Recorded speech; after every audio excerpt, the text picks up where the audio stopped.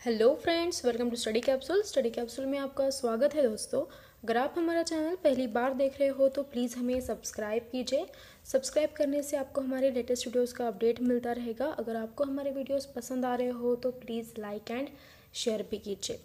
देखिए फ्रेंड्स, जब आप सब्सक्राइब करोगे तब उसके साइड में एक बेल का साइन दिखाई देगा, तो प्लीज़ उसे भी क्लिक कीजिए ताकि उससे आपको हमारे अपडेट किए हुए वीडियोस का नोटिफिकेशन मिलेगा।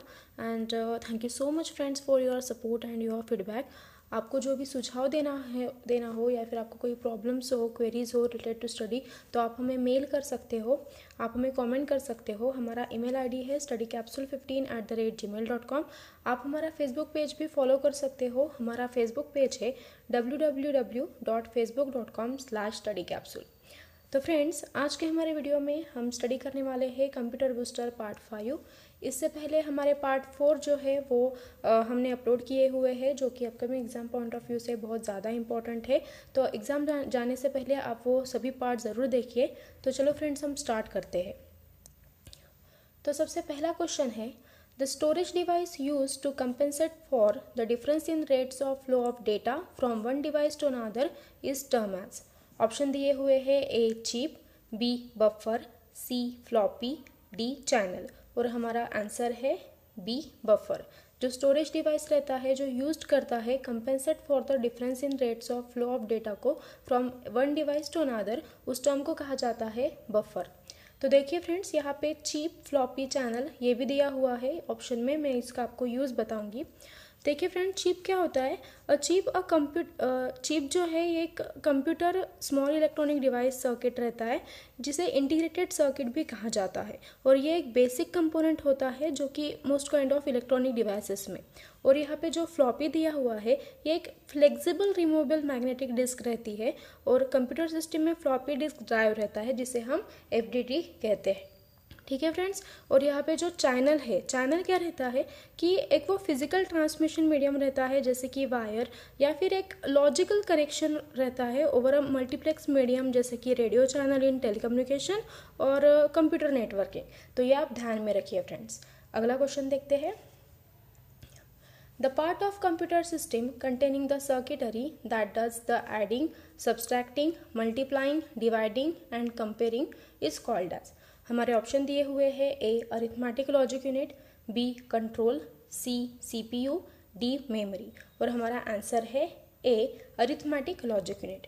जो पार्ट रहता है कंप्यूटर सिस्टम में वो कंटेनिंग करता है सर्किटरी, जहाँ पे वो एडिंग कर सकता है, subtracting, multiplying, dividing and comparing, ये सारे जो फंक्शन है वो कर सकता है, उसे कहा जाता है अरिथमेटिक लॉजिक यूनिट। ये ध्यान में रखिए फ्रेंड्स। कभी कभी अरिथमेटिक लॉजिक यूनिट का जो शॉर्ट फॉर्म रहता है, जैसे ALU, इसका लॉन्ग फॉर्म भी पूछा जाता है एग्जाम में। तो आप ये भी ध्यान में रखिए कि ALU इसका लॉन्ग फॉर्म है अरिथमेटिक लॉजिक यूनिट। अगला क्वेश्चन देखते हैं। A folder dash A is an organizational tool used to store files. B is synonymous with directory but folder is the newer preferred term. C contains data। और हमारे option दिए हुए हैं A only A, B only B, C only C, D both A and C। और हमारा answer है D both A and C।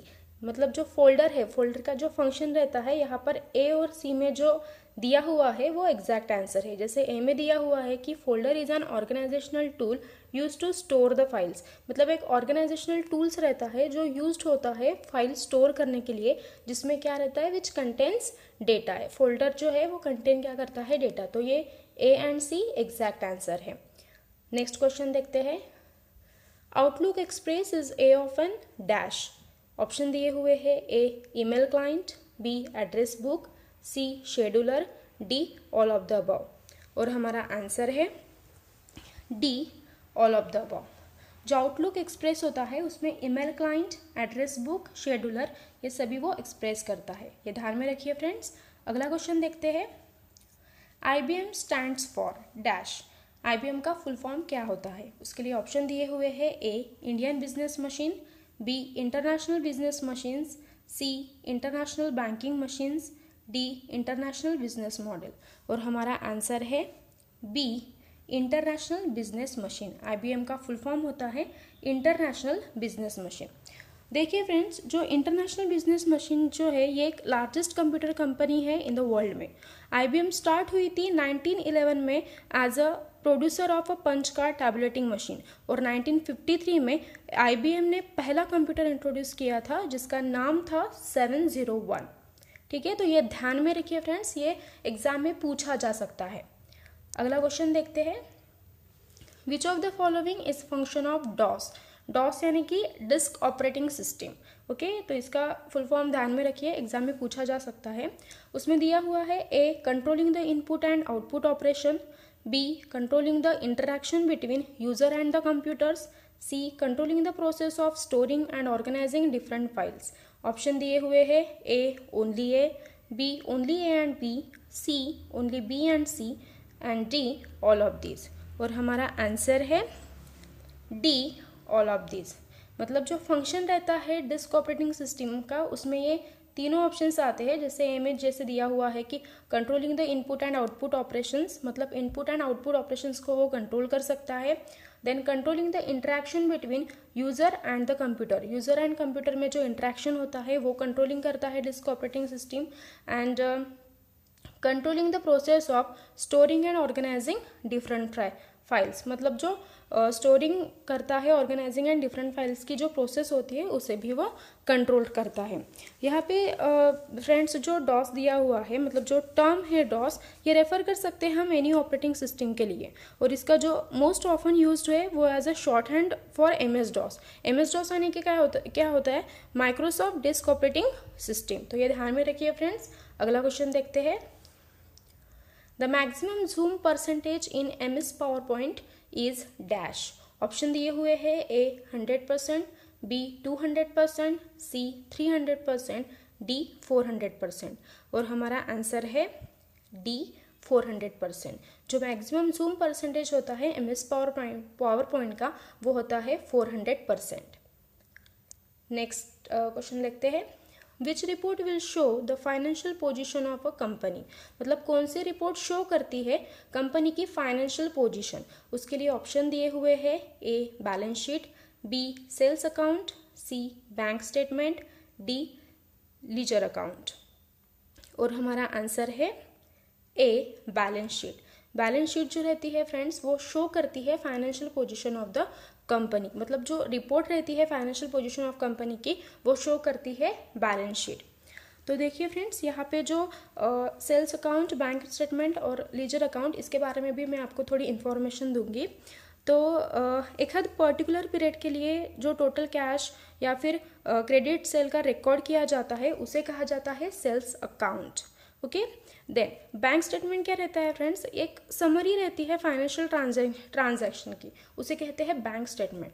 और जो लीजर अकाउंट रहता है इसमें इसका जो यूज़ होता है वो balance sheet and income statement transaction जो रहता है उसे सॉर्ट एंड स्टोर करने के लिए ये यूज़ होता है लीजर अकाउंट। ठीक है फ्रेंड्स, तो ये ध्यान में रखिए। अगला क्वेश्चन देखते हैं, an intercompany network which is used to distribute information, document, files and database is called as। Option दिए हुए हैं ए एक्सट्रानेट, बी लैन, सी मैन, डी वैन। और हमारा आंसर है ए एक्सट्रानेट। मतलब जो एक इंटर कंपनी रहती है नेटवर्क जिसका यूज होता है to distribute the information, document, files and database को, तो उससे कहा जाता है एक्सट्रानेट। यहाँ पे देखिए फ्रेंड्स, लैन, मैन, वैन ये टाइप्स हैं नेटवर्क के। लैन, मैन, वैन इसका ज़्यादातर के फुल फॉर्म पूछा जाता है एग्जाम में, तो मैं आपको इसका फुल फॉर्म बता देती हूँ। लैन यानी कि होता है लोकल एरिया नेटवर्क, मैन यानी कि होता है मेट्रोपॉलिटन एरिया नेटवर्क, और वैन यानी कि होता है वाइड एरिया नेटवर्क। तो ये ध्यान में रखिए, ये एग्जाम में पूछा जा सकता है। अगला क्वेश्चन देखते हैं, at one point of time how many operating system can work on a computer.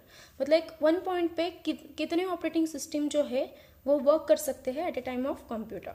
इसके लिए ऑप्शन दिए हुए हैं A only 1, B 2, C 3, D 4, E none of this. और हमारा आंसर है ए ओनली 1। मतलब एक टाइम पे सिर्फ एक ही ऑपरेटिंग सिस्टम जो है वो कंप्यूटर पर वर्क कर सकती है। अगला क्वेश्चन देखते हैं, व्हाट इज ओरेकल। ओरेकल मतलब क्या होता है। उसके लिए ऑप्शन दिए हुए हैं A coordination system, B word software, C database software, D all of the above and E none of these. और हमारा एग्जैक्ट आंसर है सी डेटाबेस सॉफ्टवेयर। जो ओरेकल रहता है फ्रेंड्स, ये एक डेटाबेस सॉफ्टवेयर रहता है। जो ओरेकल डेटाबेस रहता है is a collection of data treated as a unit, and database server ये एक की रहता है जो कि सॉल्विंग करता है the problems of information management के, और इसका जो पर्पस है to store and retrieve the related information. ये आप ध्यान में रखिए। अगला क्वेश्चन देखते हैं।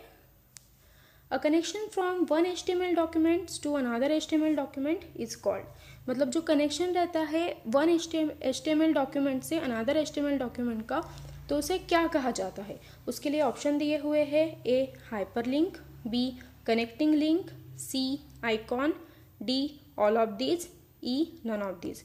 और हमारा आंसर है ए हाइपरलिंक। जो कनेक्शन रहता है from one HTML document to another HTML document, उसे कहा जाता है हाइपरलिंक। देखिए फ्रेंड्स, यहाँ पे जो HTML है इसका लॉन्ग फॉर्म भी आपको एग्जाम में पूछा जा सकता है। तो इसका लॉन्ग फॉर्म है hyper text markup language. Hyper text markup language ये एक स्टैंडर्ड मार्कअप लैंग्वेज होती है जो कि वेब पेज और वेब एप्लीकेशन क्रिएट करती है। तो ये आप ध्यान में रखिए। अगला क्वेश्चन देखते हैं।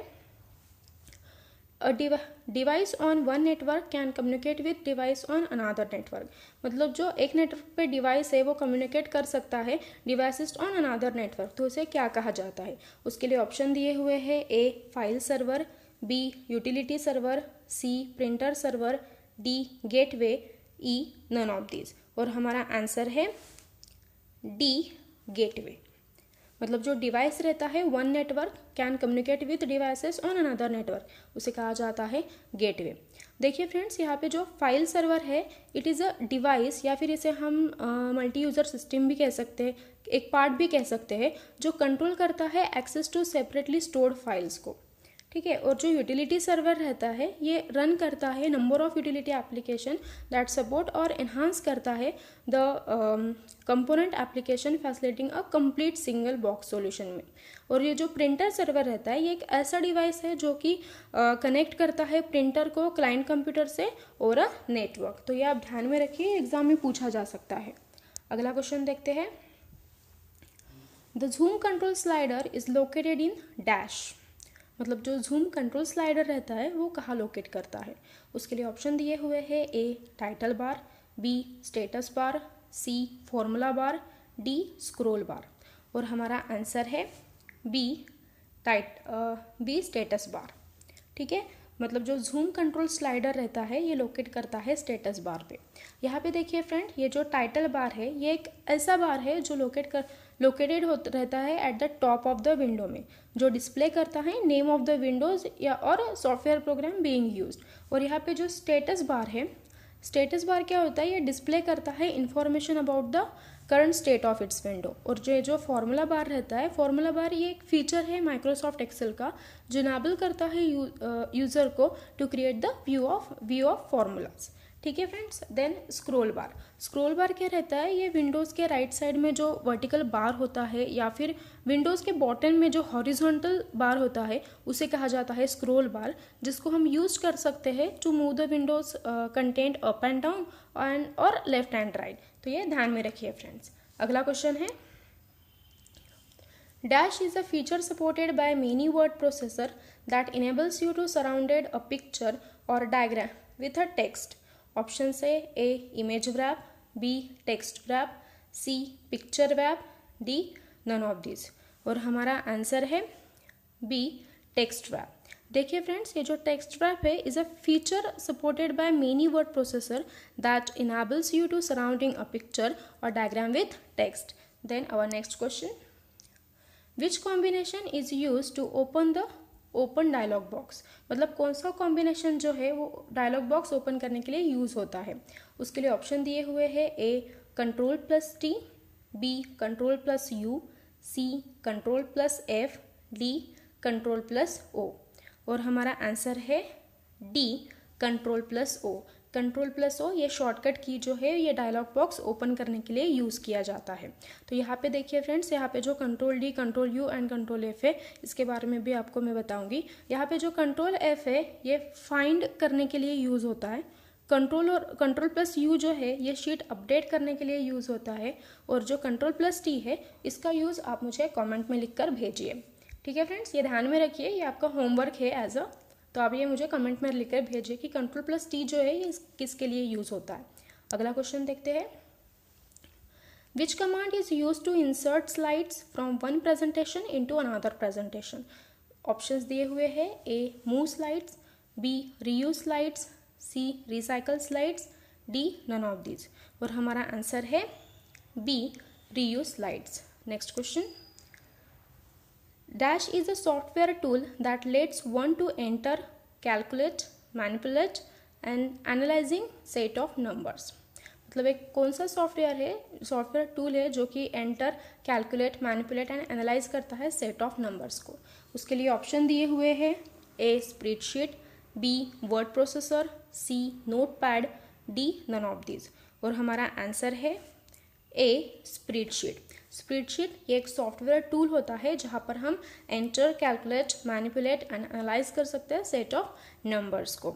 यहाँ पे देखिए फ्रेंड्स, ये जो स्प्रेडशीट रहता है it is a electronic document होता है ये, और यहाँ पर डेटा जो है वो रोज एंड कॉलम्स ऑफ ग्रिड में अरेंज किया जाता है, जिसे हम मैनिपुलेट कर सकते हैं और यूज़ कर सकते हैं कैलकुलेशन में।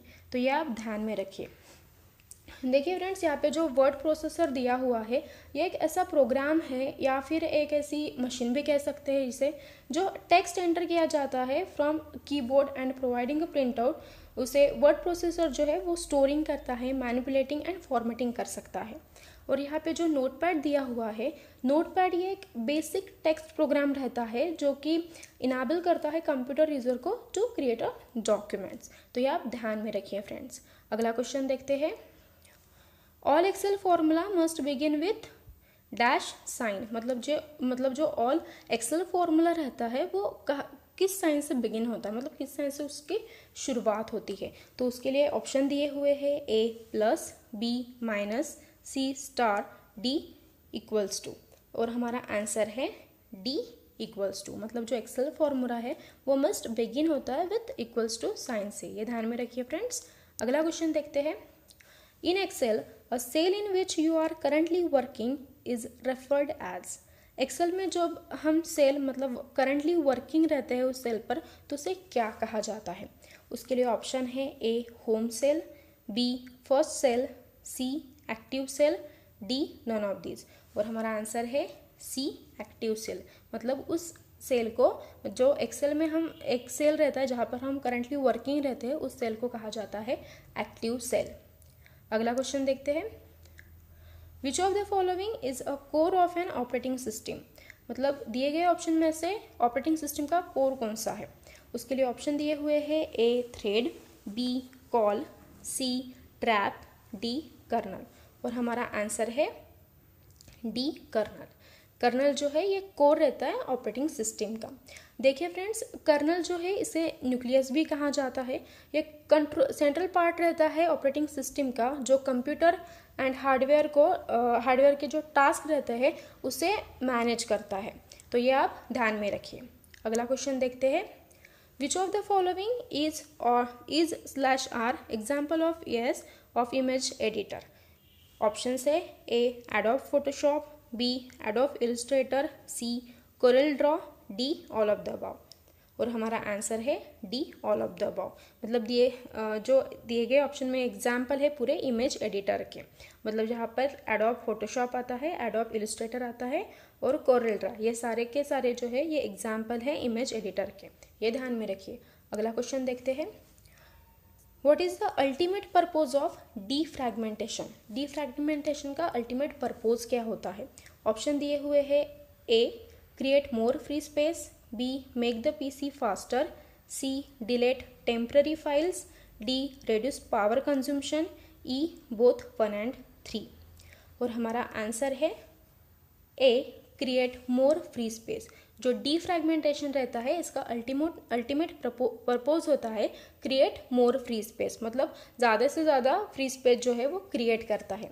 देखिए फ्रेंड्स, यहाँ पे जो डीफ्रैगमेंटेशन रहता है ये एक रीअरेंजमेंट किया जाता है हार्ड डिस्क में, उसे कहते हैं डीफ्रैगमेंटेशन।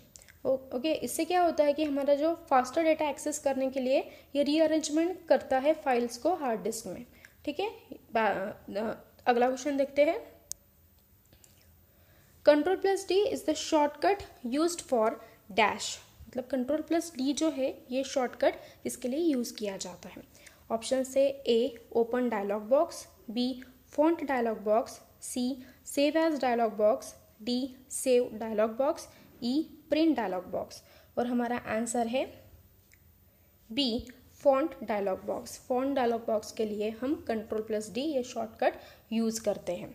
अगला क्वेश्चन देखते हैं। डॉस यानी कि disk operating system file names are restricted to, मतलब जो फाइल्स नेम रहते हैं वो रिस्ट्रिक्टेड टू डैश। उसके लिए ऑप्शन दिए हुए हैं A 5 character, B 6 character, C 8 character, D none of these. और हमारा आंसर है सी 8 कैरेक्टर। मतलब जो डॉस फाइल्स नेम रहते हैं वो रिस्ट्रिक्टेड होते हैं 8 कैरेक्टर से। तो ये ध्यान में रखिए फ्रेंड्स। तो देखिए फ्रेंड्स, इस तरह से हमने इस वीडियो में कंप्यूटर बूस्टर पार्ट 5 देखा है, जो कि एग्जाम पॉइंट ऑफ व्यू से बहुत ही इंपॉर्टेंट क्वेश्चन है। एग्जाम जाने से पहले आप ये सारे वीडियो ज़रूर देख के जाइए, जिससे आपको एग्जाम में कंप्यूटर सेक्शन में हेल्प होगी। और हमारे जो लेटेस्ट पार्ट है, अपकमिंग पार्ट है, वो भी आप ज़रूर देखिए। So thank you so much friends for watching this video. और अगर आपको कोई क्वेरीज है, प्रॉब्लम्स है, तो आप हमें ईमेल कर सकते हो, कमेंट कर सकते हो।